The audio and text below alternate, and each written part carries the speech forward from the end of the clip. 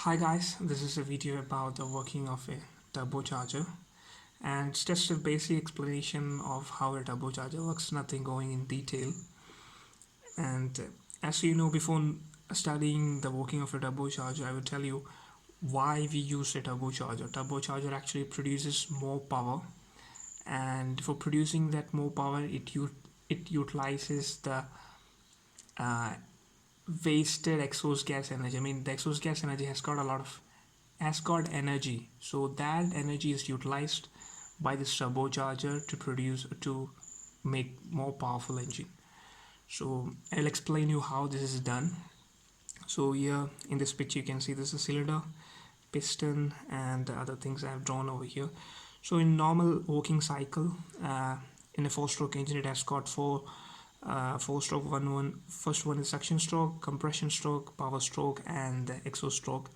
So as you know, suction stroke air will be drawn inside, piston will be moving from TDC to BDC, then again it's going upward to TDC in the compression stroke, and the fuel will be burned in the compression chamber, and again it is coming back from TDC to BDC in the power stroke.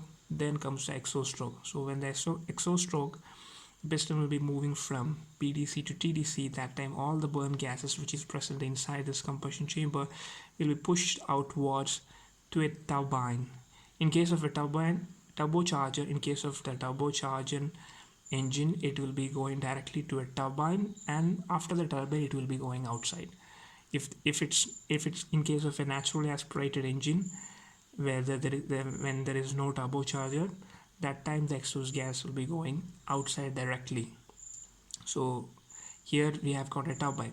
So this exhaust gas got energy. I mean, in ships, in case of a main engine, it will be having around 350 to 380 degrees Celsius, and in generator engine it will be having around 400 degree Celsius. So this exhaust gas got energy. In automobile engines, I don't know actually.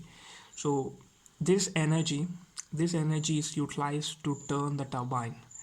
So, and after that the exhaust gas is going outside. So the turbine will be turned by utilizing the energy of the exhaust gases, and this turbine is connected to a compressor with a shaft, the same shaft. That means when turbine turns, the compressor also turns. So why with the expense or the energy of exhaust gas, turbine turns, which causes the compressor turns. And what does the compressor do? Compressor takes the fresh air from outside, and it compresses it, and after compressing, the fresh air will be given to a cooler. Why it's given to a cooler? Because when it compresses, when the pressure increases, temperature also increases. When temperature increases, its internal energy increases. So what happens when an internal energy increases? I mean, suppose this is a container or a vessel. So these are the molecules, air molecules. Now it's having a temperature of T1 is equal to 400 degrees Celsius, something like that. Okay, and this will be like this. These are the air molecules. I mean, oxygen molecules. This is the condition of the oxygen molecules when it is having a temperature of around 400 degrees Celsius. So now I have cooled it to around 100 degrees Celsius, for example. This is just an example. So that time air molecules will be like this. So it is much closer, right? Before, see, both the container having the same size. Now the container A and container B both having the same volume. Okay, but here the oxygen molecules, which are quite spacely apart, I mean, the number of oxygen molecules in this container is way less as compared to the number of molecules in container B, because here the temperature is less. When the temperature is reduced, its internal energy reduced, and these molecules will come closer. So that is advantage. That means if we cool the air, it will become more dense. That means the oxygen molecules can close together, and more amount of oxygen molecules can accommodate in the same space. Here more amount of oxygen molecules are there, right? These are the oxygen molecules. Here these are the oxygen molecules. Here a few number of oxygen molecules. Here a large number of oxygen molecules, because we have reduced the internal energy by reducing the temperature. So that's what actually doing by this air cooler. here after compressing, the air will be having a high temperature because it has got a lot of energy, and it then this air, the compressed high temperature fresh air, is then passed to an air cooler where it is cooled to a minimum temperature, to a lower temperature, and then it is given to air receiver. So in the air receiver, what is present right now? Right now, a fresh air, compressed fresh air, cool, compressed, highly dense, cool, fresh air, and this air will be introduced into the combustion chamber in the suction stroke. Here in this diagram, this is actually a diagram of a two-stroke engine. That's why this it's like in case of two-stroke engine, you can see the scavenge port here.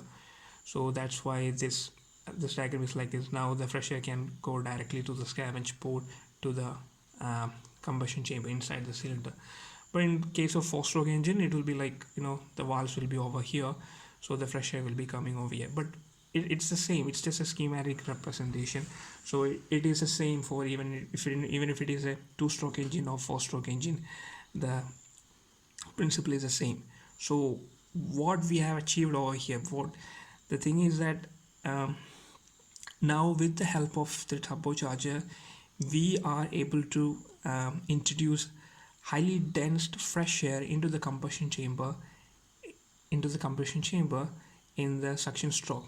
In case of naturally aspirated engine means there is no turbocharger, and the air that is coming inside the combustion chamber is based upon the vacuum that created by the piston when the piston moved from TDC to BDC. So in case of a four-stroke engine, here there will be inlet valve, right? So forget about this thing. Okay, here there will be inlet valve, exhaust valve. So when the piston moves from TDC to BDC, that time air will be sucked inside.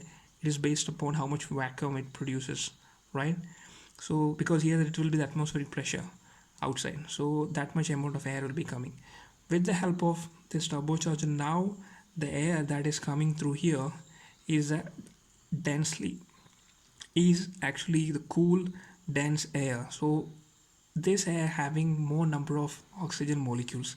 So if we can introduce more oxygen molecules in the combustion chamber, what we could do, we can use that oxygen, right, to burn the gas. So we can introduce little amount, we can increase a little amount of fuel also, so that all this oxygen, the increased oxygen also can be burned right now. So what will be happening now, we can, with the help of the turbocharger, we have introduced more amount of air in the combustion chamber. So we added a little amount of more fuel so that better explosion can take place in the combustion chamber.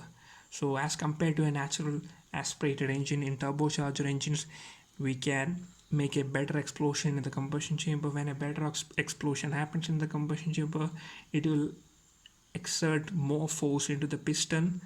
When more force, that means more torque, and eventually it will lead to more power, right? So like that way, it will produce more power to the engine because better combustion will be happening in the combustion chamber. Why better combustion is happening? Because highly dense air molecules is introduced in the combustion chamber, so that enables more fuel to burn in the combustion chamber, so more energy can be produced in the combustion chamber. Like that more power will be produced in the engine. And that's it. That's all the working of turbocharger. And before the introduction of the turbocharger, there were superchargers. In earlier Formula 1 cars, they use superchargers. In that case, there was also this compressor, but there this exhaust gas energy was not using. There was no turbine also. When we are using the exhaust gas, that time only we will be calling it as a turbocharger. And earlier days, it was not using exhaust gas, it was using the compressor. And but this compressor was running by electric motor, or it will be coupled from engine power or something. It is getting energy from some source, right?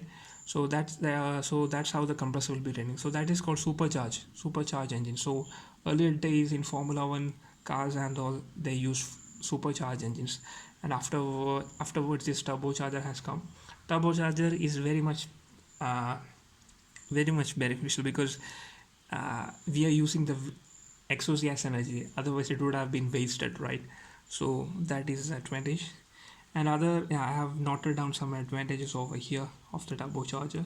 The first one is thermal efficiency increase. As you know, otherwise the heat energy will be simply wasted of the exhaust gas that is utilized. So definitely thermal efficiency is increased. More power can be produced. The second one is more power can be produced. That also I explained like how more power is produced because of more amount of fuel is burned in the combustion chamber. Then third one, more powerful engine with smaller size and mass, because in case of a natural aspirated engine, in order to produce that much power we should have bigger engine, bigger inlet valve to enter that much of fuel. And so bigger the engine has to be bigger. So in case of that, that's what it reduces size of the engine. With the help of turbocharger we were able to burn more fuel or to produce more power in this small engine itself. And yeah, and also the mass also we can reduce, because as you know, like if the size of the engine increases, definitely mass also will be increased. So this is another advantage, the mass of the engine also can be reduced, as well as the size of the engine also reduced with the help of turbocharger. Then the last one is the fuel consumption reduces, because here better combustion taking place, right? Better combustion and better usage of fuel is taking place.